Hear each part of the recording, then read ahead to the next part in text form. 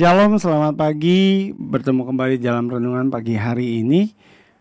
Sebelum kita mendengarkan renungan, mari kita berdoa. Bapa di dalam surga, terima kasih buat pagi hari ini. Kami sudah boleh bangun pagi sebentar. Tuhan, kami mau dengar renungan. Biar ini boleh jadi kekuatan buat kami. Di dalam nama Yesus kami berdoa. Haleluya. Amin. Saya ingin membagikan kesaksian melalui renungan pagi hari ini. Oh iya, judul renungan pagi hari ini saya beri judul adalah kesalahan terbesar dalam setiap masalah. Jadi seperti saudara-saudari, Bapak Ibu sekalian ketahui bahwa setiap orang pernah yang namanya melakukan kesalahan, baik itu kesalahan kecil atau kesalahan besar atau disengaja atau tidak. Contoh kesalahan kecil cuma satu, biasanya suka bohong, gosipin orang. Kalau kesalahan besar itu korupsi uang, bunuh orang, dan lain sebagainya.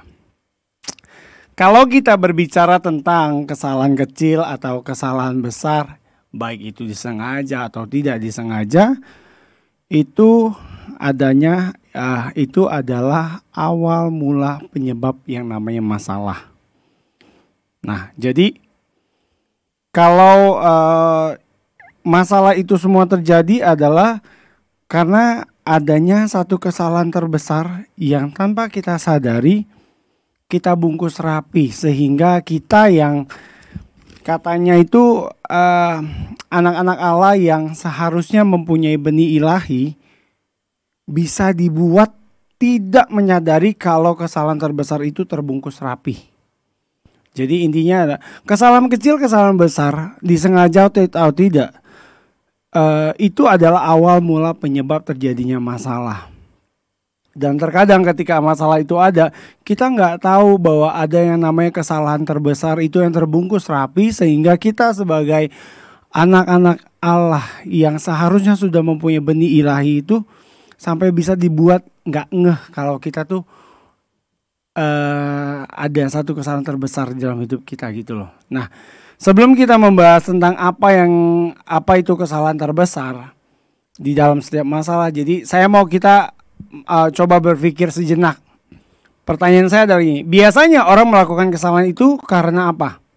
Jawabannya rata-rata karena kepepet. Nah, yang kedua, biasanya orang kepepet itu karena jalannya sudah buntu atau tidak ada pemikiran yang rasional lagi gitu loh. Jadi tanpa membuang waktu yang cukup lama, kalau boleh saya simpulkan bahwa kesalahan terbesar dalam setiap masalah, khususnya bagi anak-anak Tuhan, adalah meragukan kuasanya.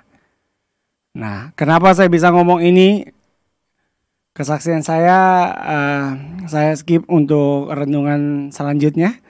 Tetapi sejujurnya adalah kenapa saya bisa ngomong ini, karena apa yang saya alami itu membuat saya mengerti sebelum saya mendapatkan bahan renungan ini. Saya benar-benar Tuhan kasih ngerti bahwa kesalahan terbesar di dalam setiap masalah yang mungkin kita hadapi hari-hari ini adalah cuma satu. Kita terkadang sering meragukan yang namanya kuasanya. Tanpa kita sadari kita selalu mengandalkan kekuatan kita di depan. Tanpa kita sadari kita selalu mengandalkan opini-opini kita, sehingga kuasa Tuhan itu buat kita sudahlah. Biarlah kiranya mulai pagi ini kita boleh belajar untuk yang namanya jangan pernah melakukan kesalahan terbesar. Karena kesalahan terbesar itu adalah ketika kita mulai meragukan kuasanya. Seperti khotbah Bapak Gembala, di mana hatimu berada, itu harus kita pikirkan kembali. Karena saya yakin ketika hati kita berada dekat sama Tuhan, saya yakin bahwa kita nggak akan pernah meragukan kuasa Tuhan yang begitu luar biasa. Terima kasih. Firman Tuhan terambil di dalam Amsal 3 ayat 5 dikatakan bahwa percayalah kepada Tuhan dengan segenap hatimu dan janganlah bersandar kepada pengertianmu sendiri. Terima kasih, mari kita berdoa. Bapa, kami bersyukur buat hari ini. Kami percaya Tuhan bahwa kami belajar untuk tidak melakukan kesalahan terbesar di dalam setiap masalah, yaitu kami mau belajar untuk tidak meragukan kuasa-Mu. Karena terkadang kami seringkali meragukan kuasa-Mu, yang terkadang sudah jelas-jelas semua ini ada hanya karena kuasa-Mu Tuhan. Terima kasih buat pagi hari ini. Biarlah renungan yang singkat ini boleh menjadi kekuatan buat kami. Terima kasih Tuhan.